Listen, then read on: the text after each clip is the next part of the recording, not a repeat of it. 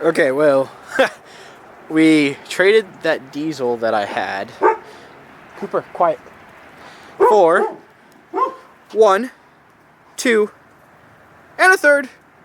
That's a cool one. That's a 4-seater, 2007 with the gas engine, so 620cc engine.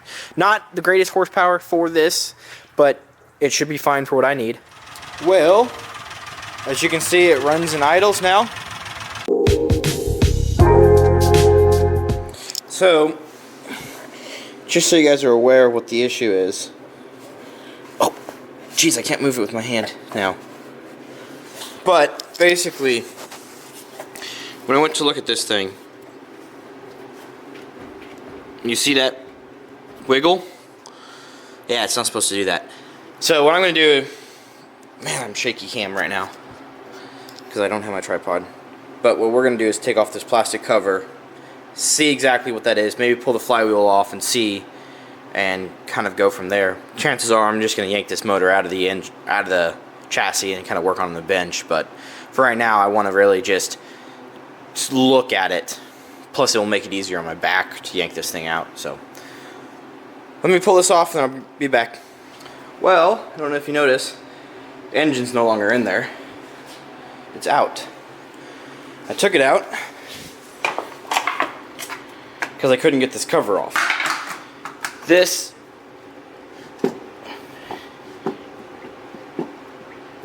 see that movement? Not supposed to be like that. I was told that this engine was recently overhauled,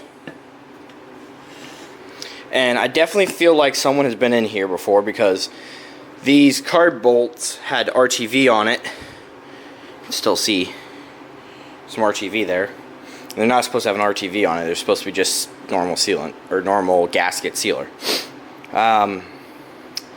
So yeah, right now I think what we're going to do is I'm going to lift this on my bench and get you set up in a stand and kind of get you looking at it, and we'll start the disassembly process on it and get it going and maybe figure out what parts I have to order, or if I can just swap it for one of these other engines, because liquid cool V-twin overhead valve FD 620, if you don't mind me.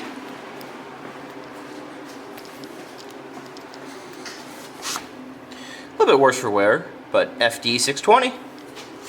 Yeah, that's what I'm talking about. I have a spare motor there. And because the other one I have is the same, I know the sticker's gone, but because it's the same, and it'll work. So I literally have spare parts for days for this motor, thanks to these pieces. Yeah, as you can see, Swiss cheese. The frame actually isn't horrible on this, really. It's the bed that's the worst, which I'm happy about because it means it's usable. So, this one's pretty good too.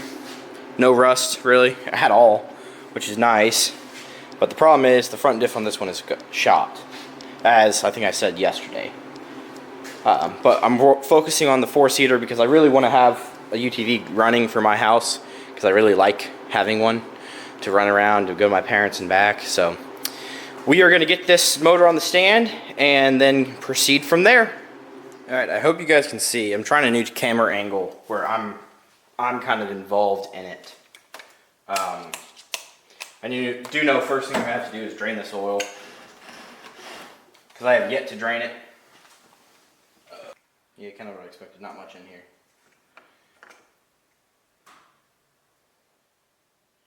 We'll say the oil filter doesn't look good, seeing as I have like bearing particulate inside of it on the lip, even I should say.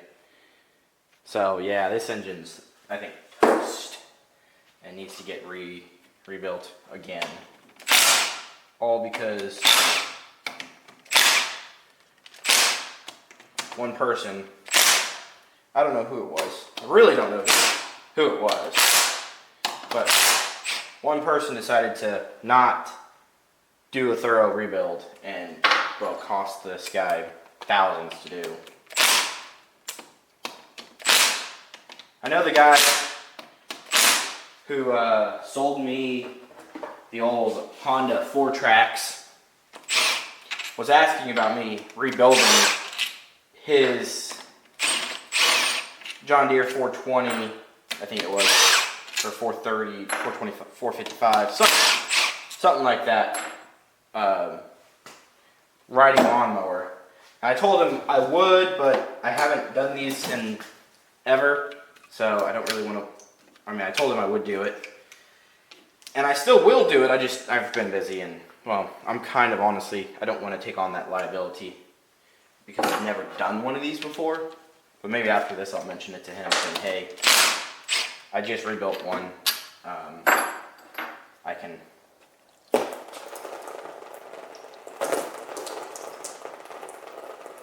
can now go and do yours thoroughly, I feel like. Good enough quality.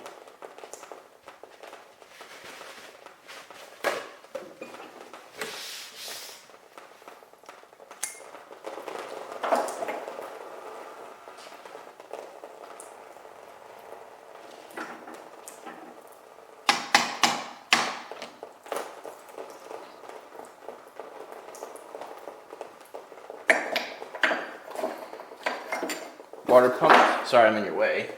Those are the water pumps.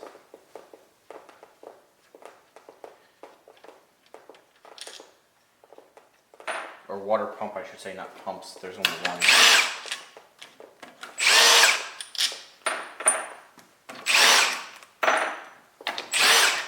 Remember, longer ones go on the bottom.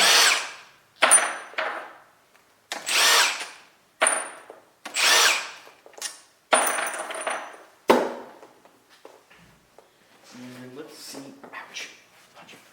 Come off. Like that.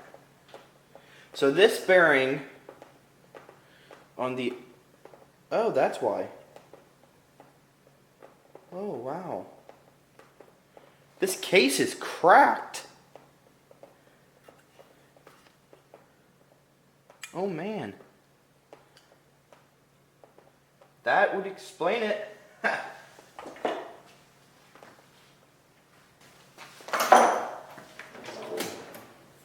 What size? 22? Bigger, 24.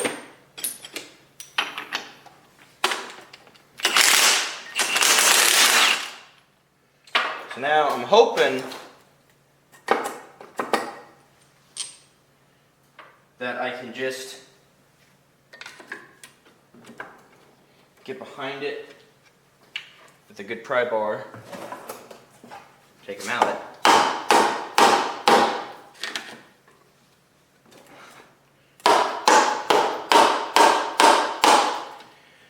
Alright, we're going to need the actual hammer, wherever it is. Here it is, on my cluttered workbench.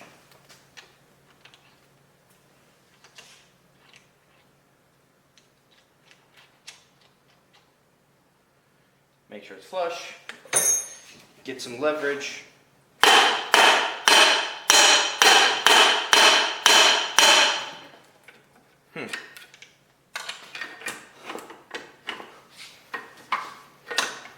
Man, I wish I had one of you guys to hold this for me. Let's see. Maybe I can get a third clamp, or a clamp here to hold it. I know you probably can't see, but this is what I have to do to get.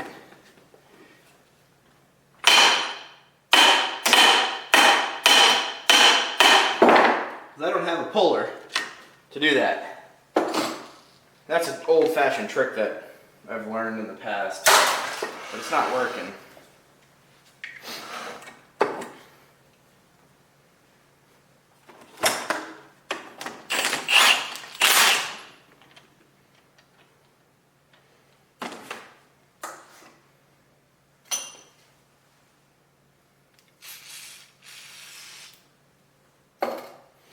Well, I think, yeah, man, this thing was just destroying itself. Well, I think what I'm going to do is that panel I took off from the other side. There's absolutely nothing I can do about it.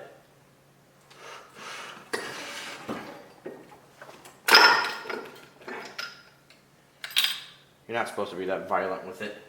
But I'm pretty sure this engine is absolutely scrapped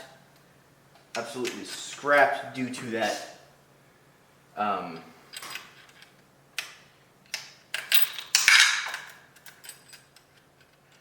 really you want to keep these all in order, but as you can see, I'm dropping everything. Let me see if I can make a room over on this right side of my workbench. Gotta go around you guys.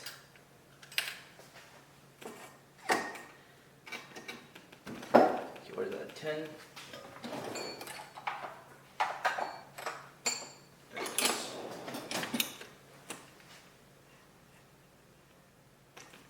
Right, Luffy, Lucy, here.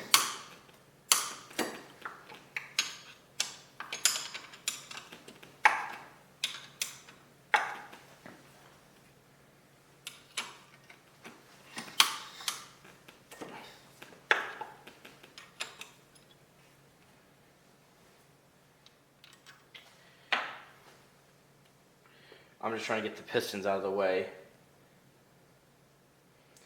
Or that flywheel off. So I need to run to the store and go get a 3-jaw, a Polar set, and come back and go actually finish this thing up. But I think I'm gonna call it for right now, and we'll come back when I get back from the store. Well, I got it off via a puller.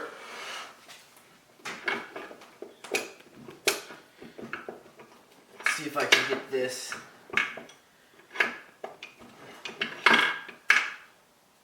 Ooh. Oh, there it is. Oh. So let me get a towel. That crankshaft got hot and is shot. So that crankshaft is dead. Looks like the case is okay. I just need to press in a new bearing. Yeah, I'm happy with that. Because I could technically take apart one of these older engines and hope that they're not shot like this one is. But I could take it apart and I could reassemble it tomorrow when my gaskets come in. Because that's what I'm waiting on now. I'm going to have to get that bearing out though.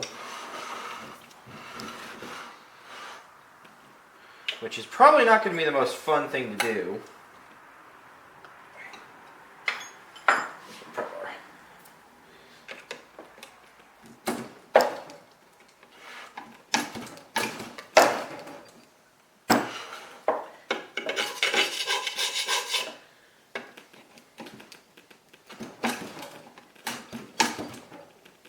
Alright, we're going to take this. I'm going to store these bolts over here.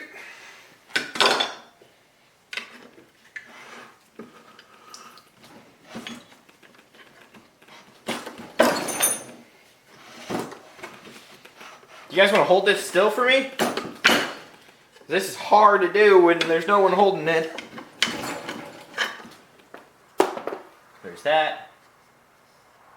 We will try to drive that out.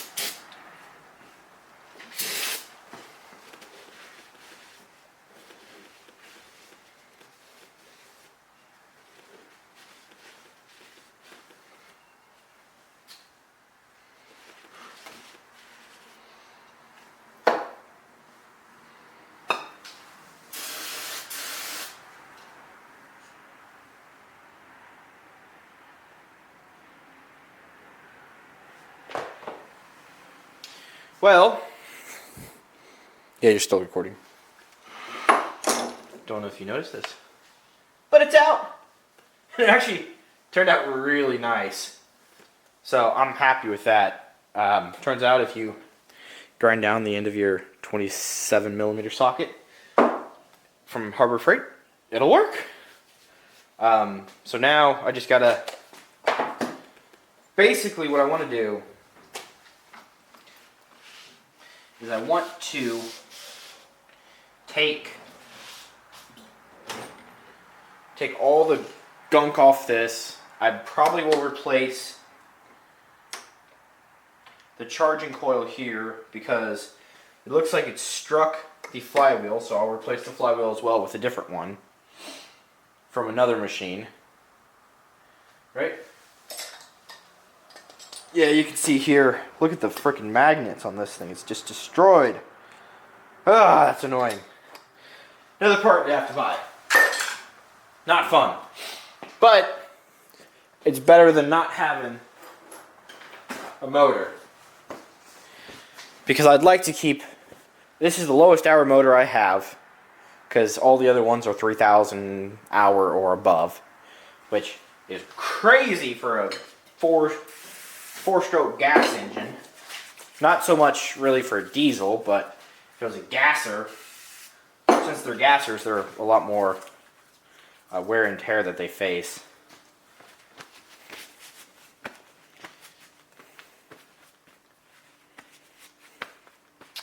So, alrighty. I guess after some time, or maybe it's just the fact that these are different models. So, 2510 engine transmission. They have a splined shaft.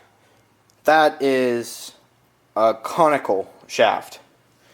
This torque converter looks different.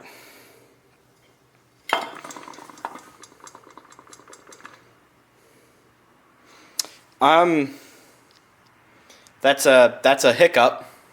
I'm gonna have to do some research, but the thing is I plan on replacing all of, like, I'm putting this motor in there. I'm gonna see how it goes.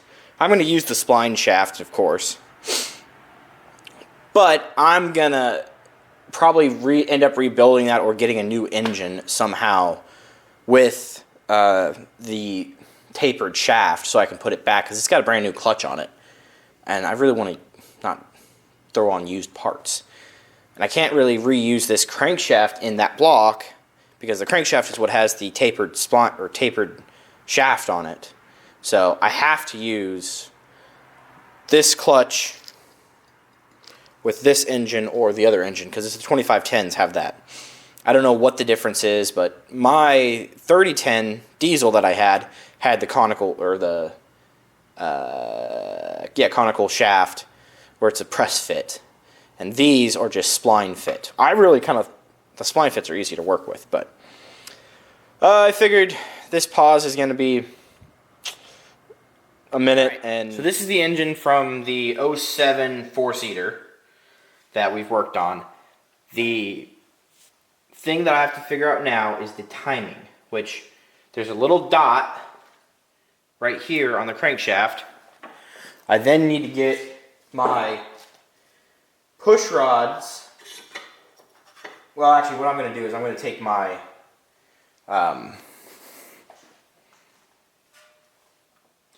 those are the lifters.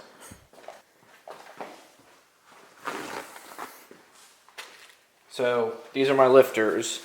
They are going to go in. Didn't inspect them too much because I figured they were probably pretty solid.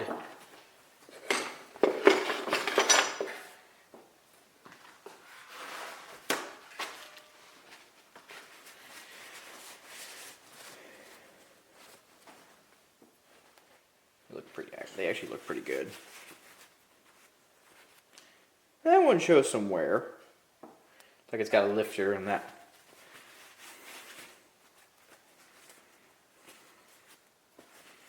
That one looks pretty good too. And then this is my camshaft.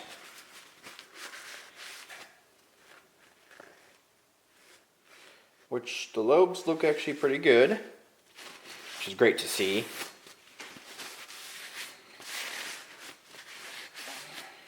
Especially for what this engine went through. It's awesome to see how they've come, how it's all not destroyed. I'm putting assembly lube, a heavy coating of assembly lube on the camshaft. And then I'm going to take the lifters and slot them up. This is going to be a fight. We'll actually put assembly lube on these and that will help hold it in position.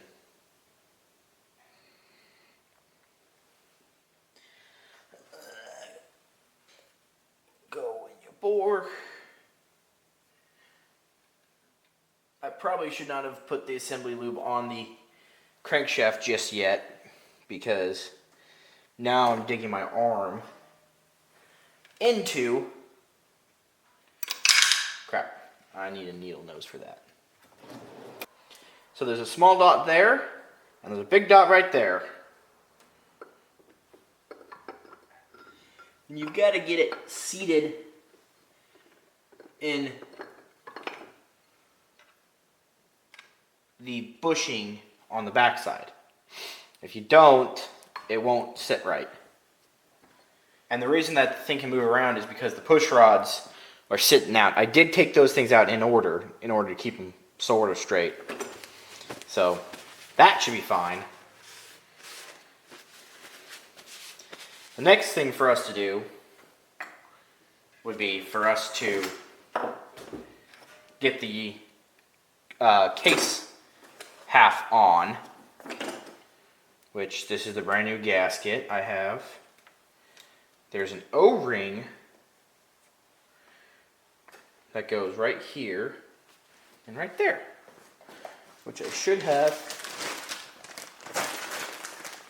in my bag of O-rings, or gaskets. I just have to dump it out to find them.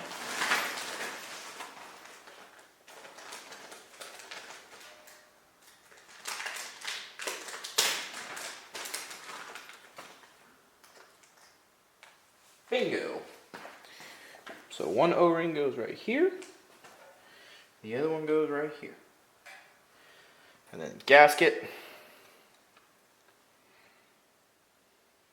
And then cover. I don't have a seal on either end, so that way it assembles easier.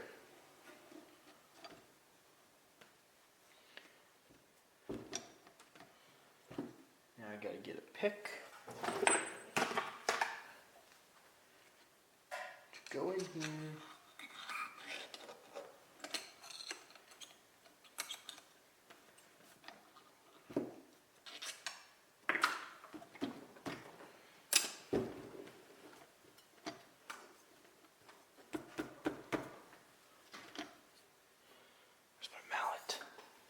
Rubber mallet.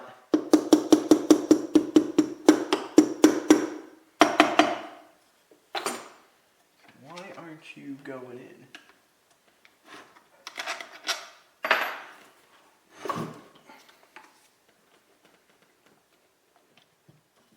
I test fit you earlier. Crap, dropped the bolt. Where'd it go?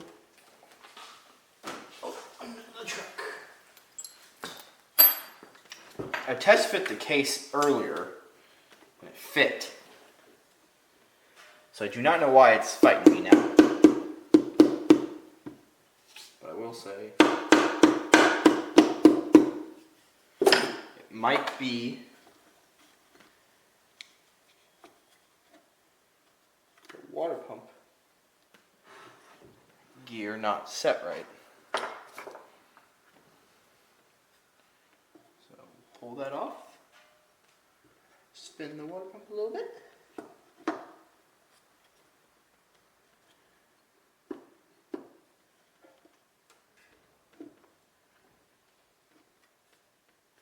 Oh yeah, I fought this earlier. when on a previous vehicle. Basically, don't try to put the water pump on before you put the cover on. You won't be able to get it. I was trying to be clever and reduce some headaches. And boom. She's in. Now I can put the water pump on. All because I was being impatient. Yep. And just like that, the water pump goes back together.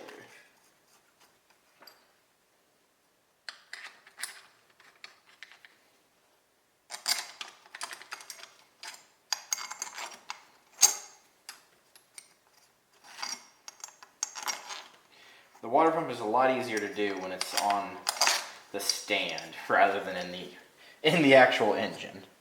So, and it isn't hard to remove these engines. What I'm going to do, just to run these down,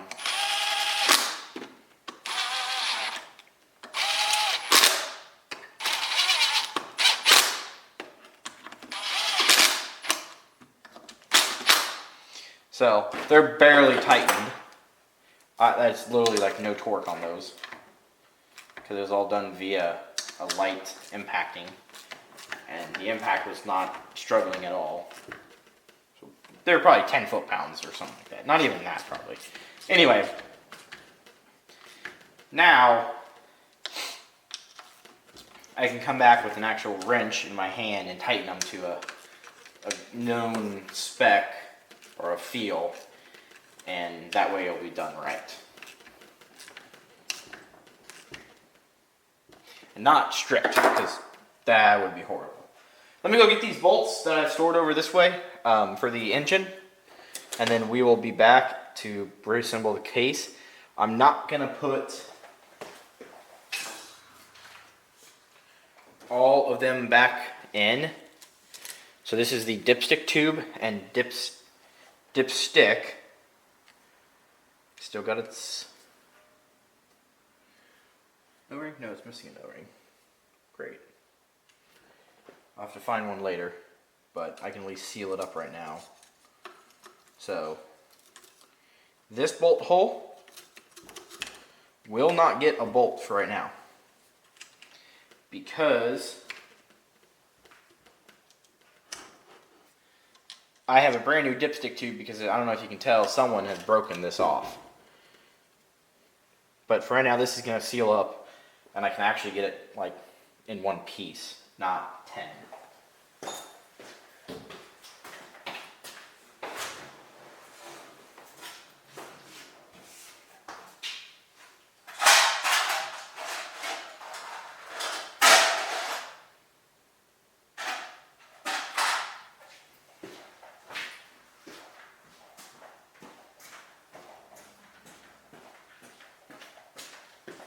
Well, I thought I put the bolts over there, but we're going to have to go find them, because they're right here on the workbench waiting for me.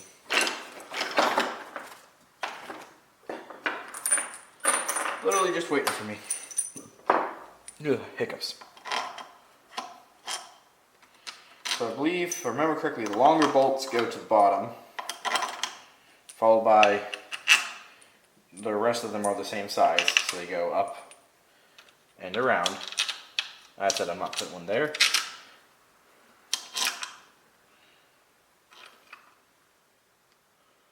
But I'm going to put one there anyway. Grab my impact, just so I can run them down, because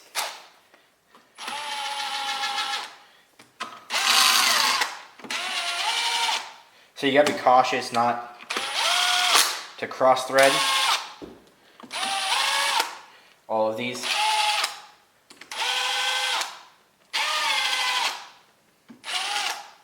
I'm being very, very gingerly with it because I do know that there's a big potential of cross-threading when performing it with the impact. So now I'm just going to cinch it up slowly but surely. Do the bottom bolt, go up here, go knock this one out, get this one cinched up a little bit. Sorry, distractions. Come over here. Come up here. Kind of doing like a star pattern. You know how you put your tires on and then you tighten your tires, lug nuts. Tighten them in the star pattern so that way you can evenly distribute the forces and bring it onto the hub perfectly parallel so that way it doesn't get bound up. So that is basically the engine assembled. There isn't a whole lot to these little motors anymore. The diesel one that I redid was a lot more involved, but I'm hoping, so tomorrow I'm not really working on this much because I gotta go help a friend with a vehicle, finding a vehicle, but I'm hoping I can get the brakes taken care of. Got it, perfect. Oh, that's good to see. And so there should be no up and down movement on both sides of the engine. And there's none, which is great. Alright guys, we moved the mule into a different position so it was sitting over here in this far side. We moved it over here so I organized my garage a little bit better, cleaned up my workbench. So we got everything squared away. I got the mule in the UTV. You'll notice there's a couple oil leaks. That's because when I put that cover on, I'm sure you guys are going to see it and make fun of me for how I put it on, but there's a little pickup tube there. I had it backwards. Or upside down, I should say, because it was supposed to be on the bottom of the pan, like bottom of the engine block, and I had it on the top, like as high as it can go. So yeah, got that issue. I'm missing the dipstick at the moment. I got one on order because the current one I have is broken. So I'm not putting any coolant or anything else in it until I get that dipstick in, because I might have to take the exhaust back off. I might have to take the engine and bolt it. So I don't want to put that much back together until I get that part. But we're working on it, making progress. We've got carburetor squared away. It does start and run. I figured out the pulley assembly is good. As soon as I get the dipstick in, I can put the flywheels, the primary clutch, secondary clutch, belt, covers, everything back on, bleed the cooling system, and then it's basically done. And you can notice there's a whole bunch of parts sitting here on it. I got a genuine Kawasaki filter for my diesel. I think it's the same filter, because whenever I googled it online, it came up with that Fram filter, which is this engine and for the diesel. So I would say they're both the same. I haven't confirmed part numbers, of course, but I've freed up the brake. Alrighty. Well, after about a week of waiting, maybe a little bit longer than a week, I finally have my dipstick, which is awesome because it's been definitely needed, because I can't put this thing together until I had this thing installed. And thankfully, it looks like I'll just have to get a socket.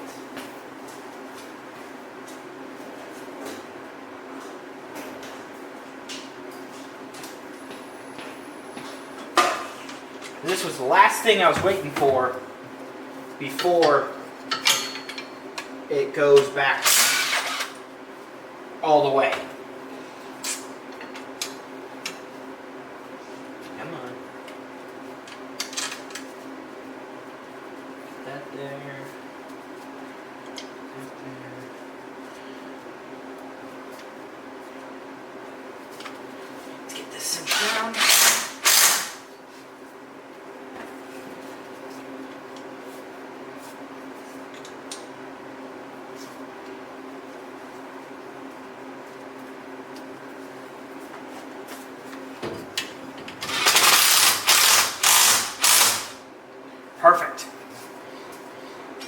So now, find my dipstick. Here it is.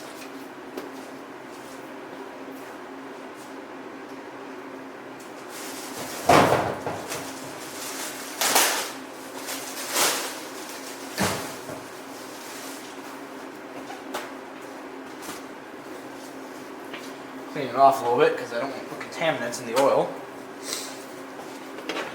Oh, I'm sorry, I'm in your face. Yeah, bumped you.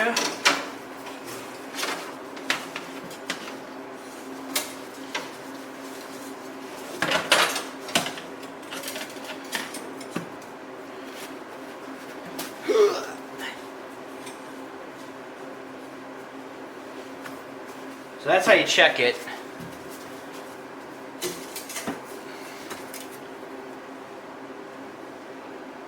And I might be overfilled, but I think I did that on purpose because I didn't know I didn't have a dipstick and I wanted to be cautious. Yo, come on. Because you guys are in the way, I'm having to do everything by feel. But on the good hand, or on the bright side, I can put the drive pulleys back together finally. Because that's the next step.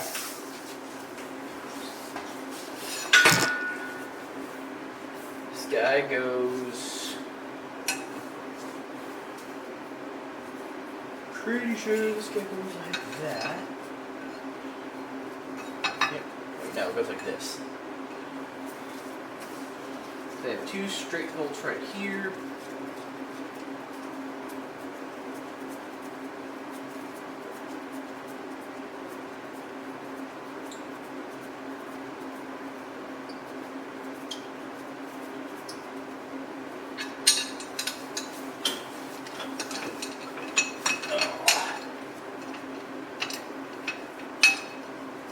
Come on.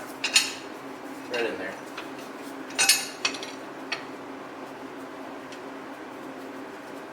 Okay, now I gotta remember where I put all these bolts. Because I have moved around since I have touched this. So, give me a minute. Let me find some bolts where it goes, and then we'll be back. Alright, we got a bolt put in there. Now it's time to get these, or this cover, installed, which I have majority of the bolts preset, because I basically just left the bolts where they were.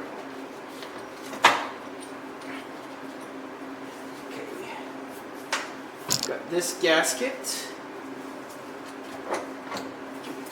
which goes just like this.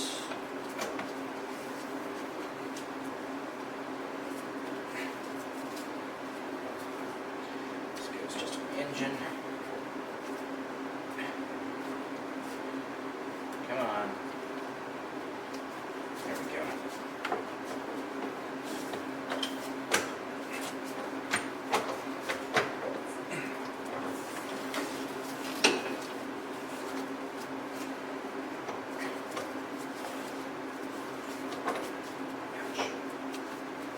There we go. That's how it should sit.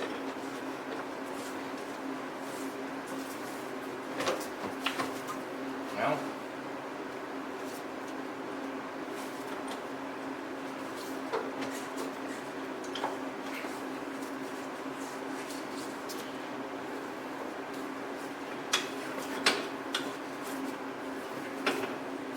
Okay, good enough.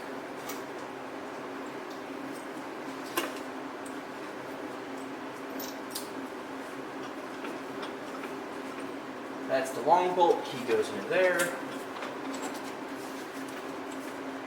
Shorter bolts go here and here.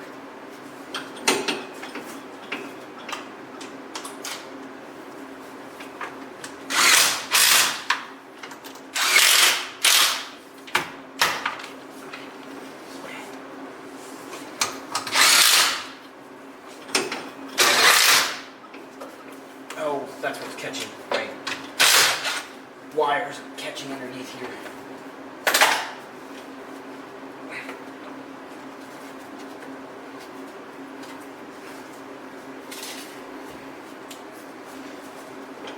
wires for the starter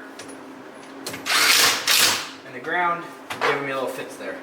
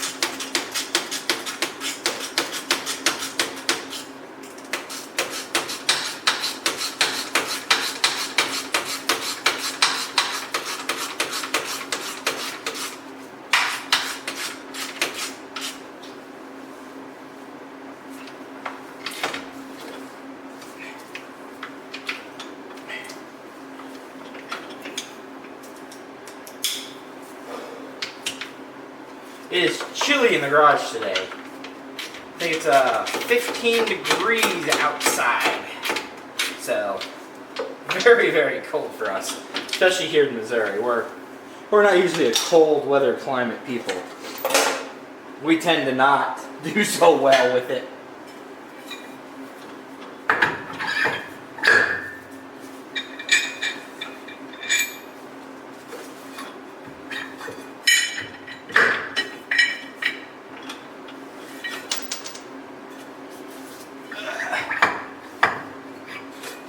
There we go.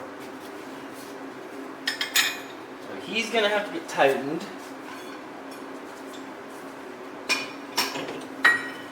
And I learned this the hard way on my old diesel mule. It's best to get the belt on before you put on the outside cover. Makes sense when you think about it, but you know, sometimes you don't always think.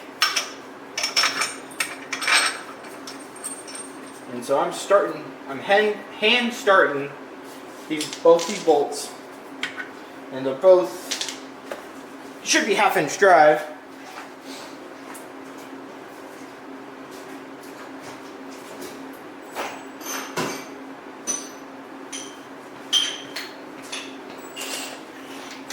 I think one's a 17, one's a 19.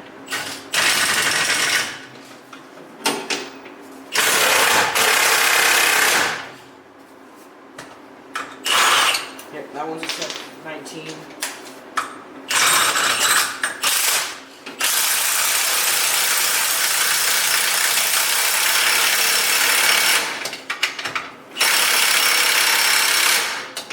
Perfect. They both were started by hand, by the way. So they weren't cross-threaded, which is awesome. And this thing's got a brand new belt on it.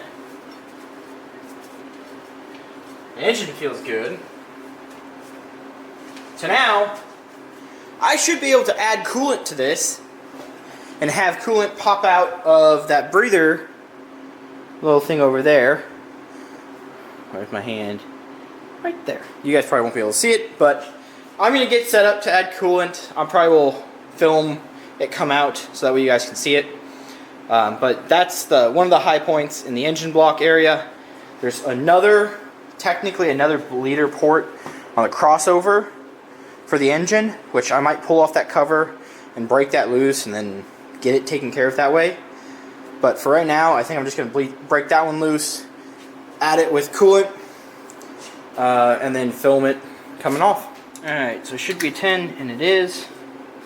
So all I'm going to do is break it loose, and then actually you can kind of see it right where my finger's pointing. If you look and watch my wrench, I think I can break this one loose as well.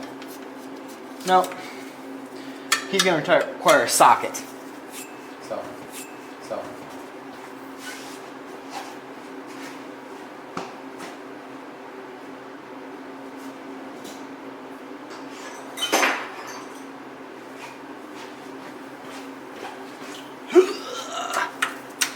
Yep. which one of you guys are going to tell me when this thing is topped off and the coolant is puking out of here? Because I'm not going to be able to see it at the front of the vehicle. So, hopefully one of you guys will be yelling at me, but we will see.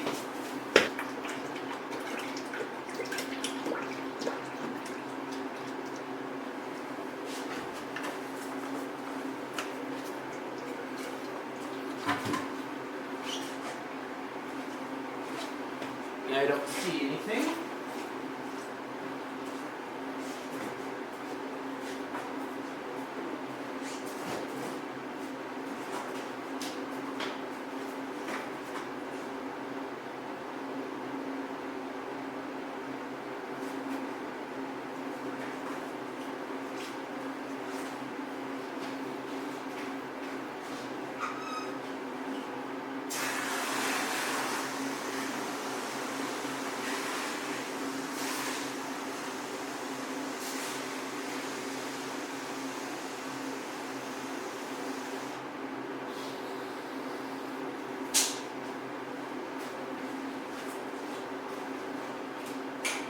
So I just added about 20 ounces, 16 ounces of regular full strength coolant. Oh, oh.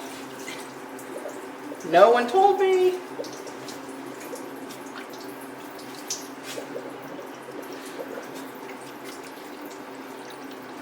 Oh, I'm making a mess here.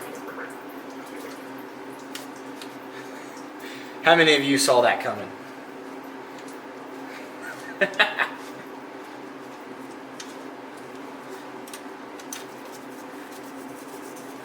Alright.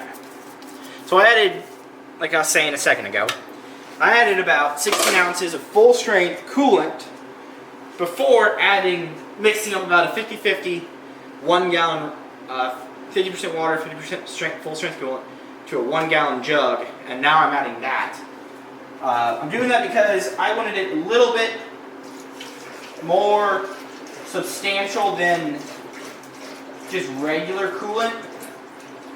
Just because I'm not entirely sure about the environment that this thing is going to get put into. Oh, it's going to fly. Oop. So that's, whoop, there it is.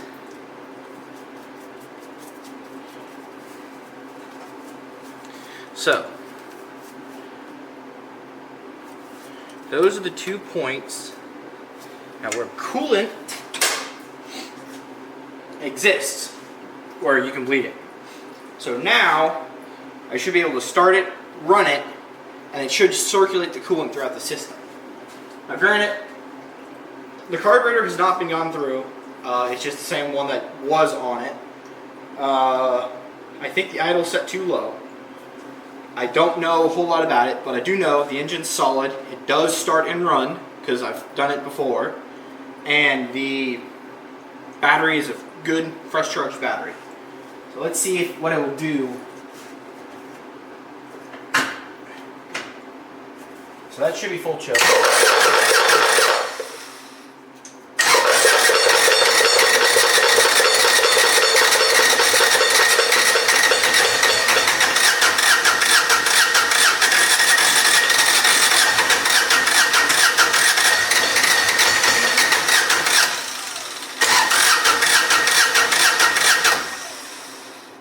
Man, I could use a third hand. Got to actuate the throttle.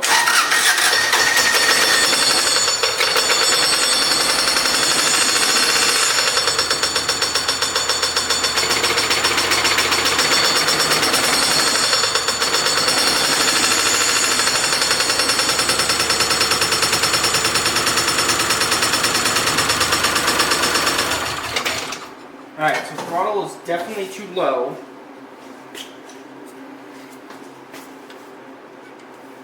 And that's going to be part of filter set, and I don't have that with me right now.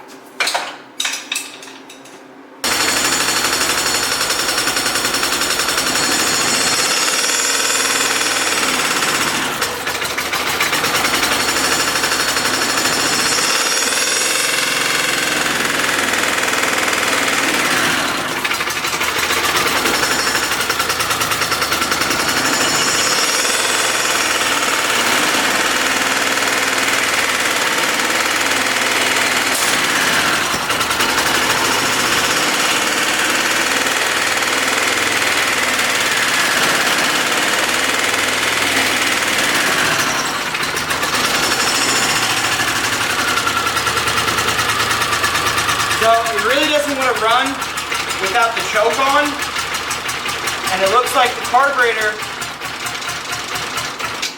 is spewing something out down here. Oh, that's why. It's probably overfilled with oil. I'm still frustrated with this pulley. Like, that's a bummer. Because that's just the bearing that's pushing inside there being shot. But, what we'll do is check the oil real quick on the dipstick.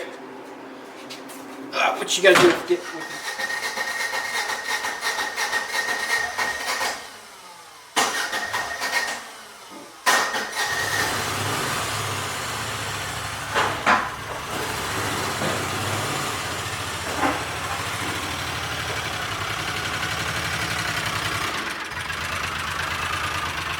It runs! Not the greatest. Try to hold this really still, but still get the video of it all around. So, it's about 38 degrees, above freezing, first day we've had in a while. As you can see, the snow is still all around us. I'm gonna power wash this guy, or this mule, because it runs, it drives, it works fairly well. And the hood's taken off because there's a crack in it. I was fixing with some epoxy. But this whole thing needs a good cleaning. And first day it's been warm. I'm actually gonna real quick swap that the other direction so that way it's underneath so it doesn't catch water. But we're gonna power wash this thing, get it all cleaned up, get it taken care of, and then maybe see the difference. It should be good. Sorry, this is hard to hold. It should be really nice and really good to have once it's done. I've already taken it for a little rip. I gotta do a couple other things, but let's get this thing power washed and ready for getting some cleanliness coming, because it's dirty.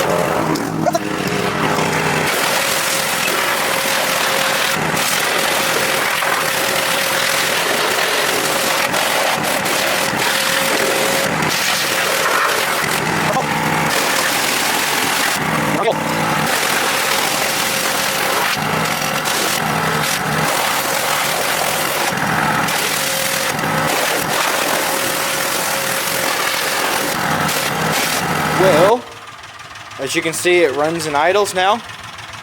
I have noticed just a second ago, it's leaking. From what? I don't know. Haven't looked at it yet, but I'll figure it out. It's probably just a seal or something. Maybe the drain plug is loose. I don't know yet. We'll figure it out. But we are running and driving, and it's working pretty good. Haven't function tested everything, but this is the finished product basically. There's a few little things I'm going to fix up on it, like the oil leak. The oil leak I just noticed. I might polish the windshield, but I know I got to get the battery mounted down still. And yeah, man, it's pissing a little bit of oil. But that's alright. I'll figure it out when it comes time. But for right now, this is the finished product. It turned out pretty good, I'd say. Especially for like $1,500. So, thank you guys for joining me. Thanks for tagging along on this video. I know it's probably going to be a long one. But I do appreciate everything and all the follows and subscribes to the channel. It does matter a lot, and I like watching the comments. I love reading the good ones. I will say some critique I am not always the best at, but one of them that I've seen a lot recently is slow down, take your time, be methodical.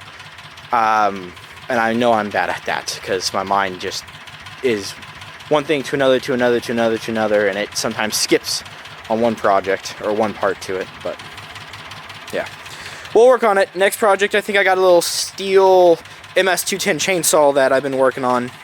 I think that's going to go up after this video, but hopefully I'll have another couple projects coming up here in the future. Thanks for joining me, and toodaloo.